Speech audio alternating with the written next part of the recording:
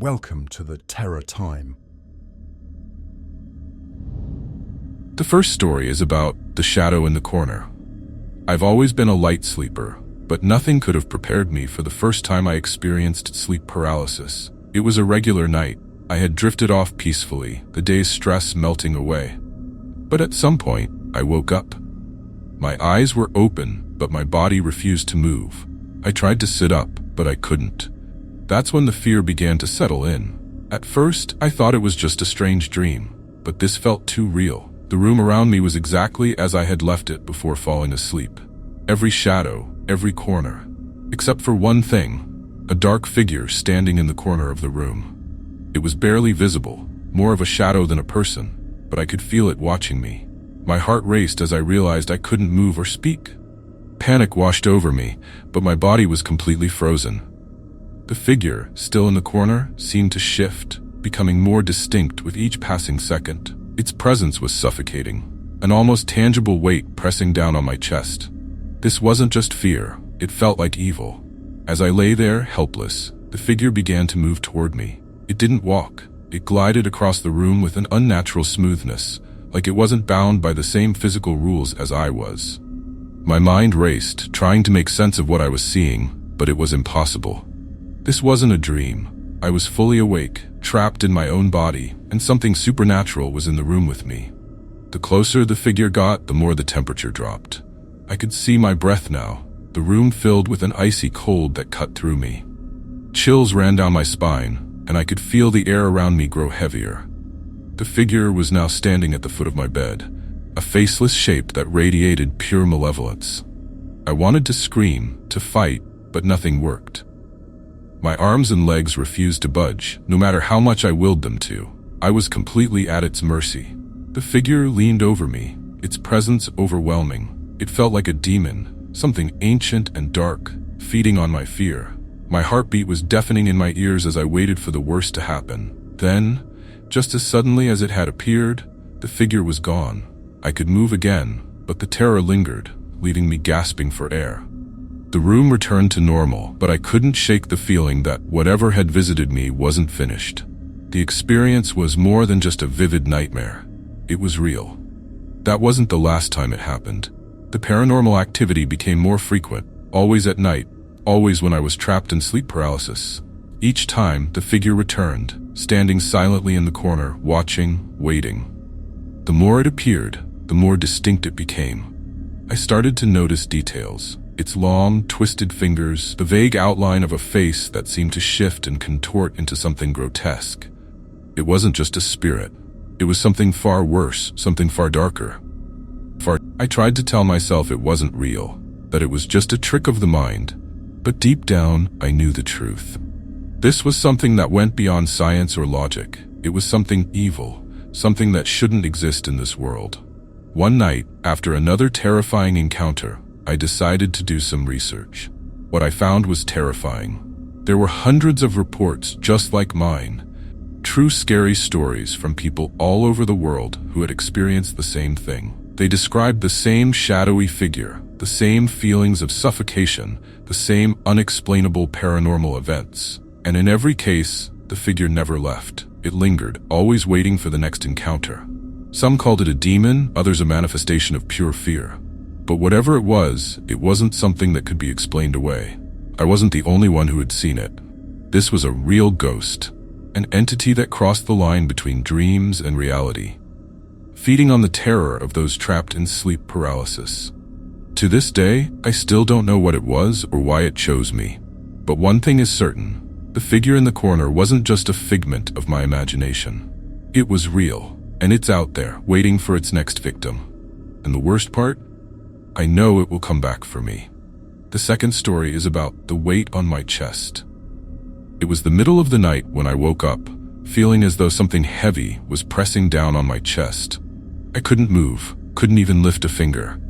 My body was paralyzed, but my mind was wide awake, aware of every terrifying detail around me.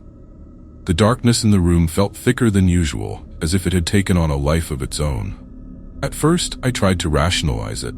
I thought it must be some kind of bizarre dream, a lingering fragment from my nightmare. But the pressure on my chest grew stronger, heavier, and soon it became clear that this was no dream. I tried to take a deep breath, but it felt like something was holding me down, keeping me from inhaling fully. Panic began to set in. I wanted to scream for help, but nothing came out. My throat felt tight, and my voice was trapped inside me. That's when I felt it. Something was in the room with me. I couldn't see it at first, but I knew it was there. The air was charged, filled with a cold, oppressive presence that sent chills down my spine. As my eyes adjusted to the darkness, I saw a shape emerge from the shadows. It was standing at the foot of my bed, its silhouette tall and menacing. It didn't move, but I could feel its eyes on me, watching me as I lay helpless, unable to move or scream. My heart pounded in my chest, the fear rising like a wave threatening to drown me. This wasn't just a trick of the mind. It felt too real, too intense. The figure didn't belong in this world. It was something supernatural, something ancient and filled with malevolence. I tried to shift my focus, to break free from the paralysis, but nothing worked. I was completely trapped. The figure took a step closer, and I could make out more details now. Its face was obscured, but its outline was sharp, like something out of a horror story. Its presence was suffocating, and the closer it got, the more I could feel its energy. Dark, twisted, and unmistakably evil. My body was locked in place, but my mind raced with panic. This wasn't just sleep paralysis. This was something far worse. The pressure on my chest grew unbearable. It felt like invisible hands were pressing down, forcing the air out of my lungs. I could barely breathe, and my vision began to blur as the fear took over. The figure was now inches from me, leaning in closer. I could feel its cold breath against my skin, and that's when I saw its eyes, empty, hollow, devoid of anything human. It wasn't just a spirit. This was a demon, something from the darkest corners of the world, feeding on my fear. The air around me seemed to crackle with its energy, and I could feel my pulse pounding in my ears. I was trapped in this nightmare, completely at its mercy. Just as I thought I was going to lose consciousness, the figure vanished. The pressure lifted, and I could move again. I gasped for air, my body trembling with fear and exhaustion. The room was still dark, but the suffocating presence was gone. The paralysis had broken, but the terror lingered. For days, I couldn't shake the feeling that the paranormal activity wasn't over. Every night, I went to bed dreading that it would happen again, that I'd wake up to find that figure standing over me, waiting to take something from me that I couldn't give. The more I thought about it, the more I realized that this wasn't just a one-time event. It was something deeper, something connected to other stories I'd heard from people who had experienced the same thing. I began researching true scary stories about sleep paralysis, trying to find answers. The descriptions were chillingly familiar. People spoke of feeling trapped, unable to move, with dark figures looming over them. Some described it as a haunting, others as a direct encounter with something demonic. Whatever it wasn't just a dream. It was something real. I still don't know what the figure wanted or why it came to me that night, but the memory of those hollow eyes still haunts me. Even now I sleep with the lights on, terrified that one night I'll wake up to feel that weight on my chest again. And this time, the real ghost or demon won't let me go so easily. The third story is about the visitor at the window. It was the middle of the night, and I woke up suddenly, my eyes wide open, but my body frozen. I'd experienced sleep paralysis before, but this time it felt different, heavier, darker. Something was off. My room was exactly as I had left it, but the air was thick, and the shadows seemed to shift on their own. I tried to move, to sit up, but my body wouldn't obey. Panic crept in. That's when I saw it. Standing just outside my window was a figure. Its outline was barely visible in the darkness, but I could feel its presence. The figure was tall, unnaturally still, and the more I looked at it, the more my skin crawled with unease. I wanted to close my eyes, to convince myself that it was just a trick of the light, but I couldn't. I was forced to stare at it, paralyzed and terrified. The figure didn't move at first. It just watched me, its head slightly tilted, as if curious about my helplessness. The chills running down my spine became unbearable, and a sense of impending doom settled over me. I couldn't scream, couldn't even whisper. The fear was paralyzing in more ways than one. And then it moved. Slowly, deliberately, the figure began to press its face against the window. I could now see its features, distorted and grotesque, its eyes glowing faintly in the dark. It wasn't human, that much was clear. Whatever it was, it had come from some supernatural realm, something out of a horror story. It pressed its hands against the glass, and I could hear the faintest scraping sound, like nails dragging across the surface. My heart pounded in my chest, each beat feeling like it would explode at any moment. The figure's gaze never left me, and I could feel it penetrating deep into my soul. This wasn't just an apparition, it was something evil, something that had come for me. The figure began tapping on the glass, a slow, rhythmic knock that echoed in the silence of the room. My breath caught in my throat as the tapping grew louder, more insistent, as if it was trying to get inside. I could feel my body trembling, but I couldn't move. I was trapped in this nightmare, completely at its mercy. The paranormal activity was undeniable now. This wasn't just my imagination playing tricks on me. The figure was real, and it wanted something from me. My mind raced as I tried to comprehend what was happening, but the fear was too overwhelming. All I could do was lie there, helpless, as the figure continued to stare at me through the window. Suddenly, the tapping stopped. For a brief moment, the silence was deafening. I hoped, prayed even, that it had gone away. But then, I felt it. A cold breath on the back of my neck. The figure was no longer outside. It was in the room with me. I couldn't see it, but I could feel it. The coldness, the suffocating presence, the unmistakable weight of something malevolent hovering over me. The room grew colder, and my body began to shake uncontrollably. I knew then that this wasn't just a spirit or a simple haunting. This was a demon, something far worse than any ghost I had ever imagined. The presence grew stronger, pressing down on me with an invisible force. I couldn't breathe, couldn't think. It felt like my chest was being crushed under an immense weight. The only thing I could hear was my heartbeat, echoing in my ears as the terror consumed me. Just when I thought it was over, the presence vanished. The weight lifted, and I gasped for air, my body finally free from the paralysis. The figure was gone, but the memory of its cold gaze and twisted face was burned into my mind. The fear didn't leave with it. I lay there for hours, unable to sleep, unable to shake the feeling that it would come back. And in the days that followed, I couldn't stop thinking about the figure at the window. I wasn't the only one who had seen it. I found other true scary stories from people who had experienced something similar. An entity that appeared during sleep paralysis. Always watching, always waiting. Even now, I avoid looking at my window at night. I know that one day, the figure might return, tapping on the glass, waiting for the moment when I can't move again. And when that day comes, I'm not sure I'll survive it. The fourth story is about the demon at the foot of the bed. It was the middle of the night when I suddenly woke up, unable to move. I've dealt with sleep paralysis before, but this time it felt more intense, more suffocating.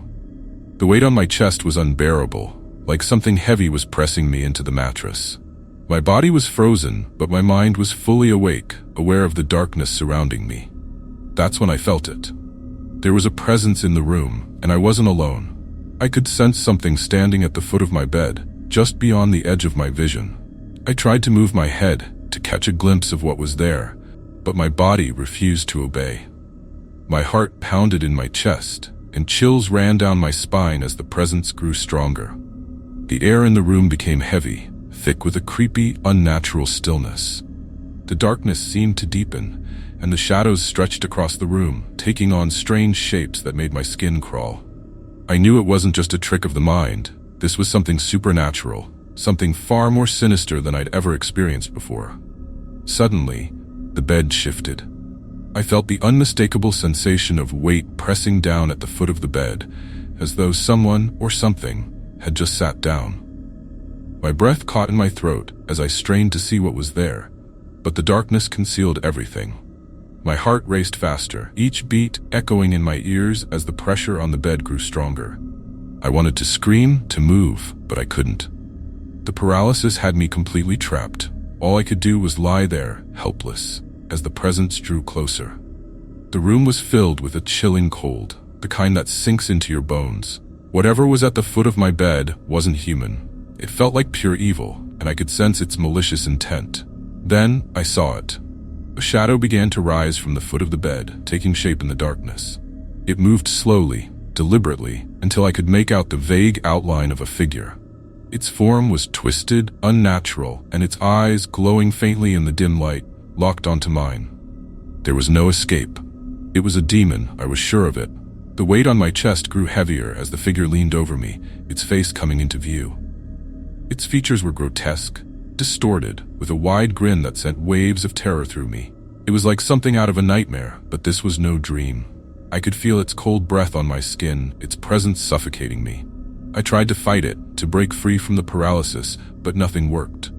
The figure moved closer, its eyes filled with something dark and insidious.